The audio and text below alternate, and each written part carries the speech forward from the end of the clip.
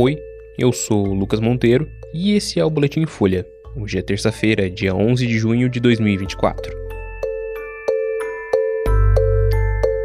Torcedores que atacaram Vinícius Júnior com xingamentos racistas são condenados a 8 meses de prisão. Governo Lula lança PAC para universidades federais para tentar reverter greve. E Conselho de Segurança aprova a proposta dos Estados Unidos para cessar fogo em Gaza.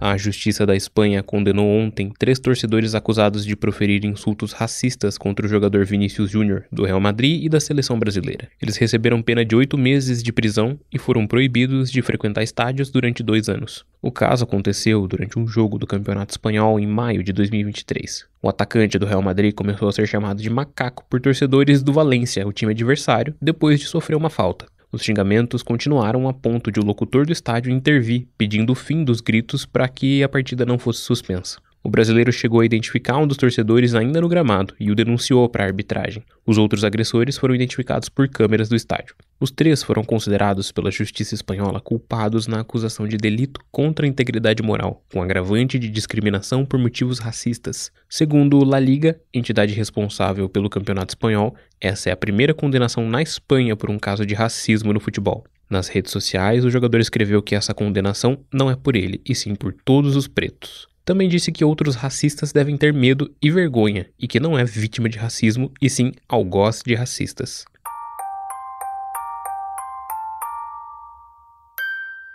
O governo Lula lançou ontem um programa de aceleração do crescimento para as universidades federais e para hospitais universitários, com previsão de 5,5 bilhões de reais em investimentos. O ministro da Educação, Camilo Santana, disse que o PAC vai contemplar a construção de 10 novos campi das universidades federais. O anúncio acontece em meio a uma pressão sobre o governo por causa da greve nessas instituições, que já dura quase 2 meses. Camilo e o presidente Lula foram cobrados por representantes da categoria em um evento no Palácio do Planalto. A reitora da Universidade de Brasília, Márcia Abraão, lembrou que outras categorias foram beneficiadas com reajustes pelo governo federal. Lula disse que não há muita razão para a duração da greve e que quem está perdendo é o Brasil e os estudantes brasileiros. O presidente também falou que os dirigentes sindicais precisam ter coragem para encerrar a paralisação. O Ministério da Gestão disse ter apresentado no mês passado a proposta final aos docentes. Ela prevê reajuste de 9% no salário para 2025 e 5% para 2026. Os servidores pedem reajuste já em 2024.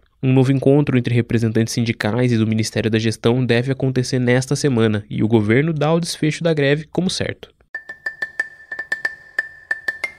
O Conselho de Segurança da ONU aprovou ontem uma resolução apresentada pelos Estados Unidos que pede um cessar-fogo no conflito entre Israel e Hamas na faixa de Gaza. O plano foi aprovado com o voto favorável de 14 dos membros do órgão, incluindo a maioria dos que ocupam assentos permanentes no Conselho: Estados Unidos, China, Reino Unido e França.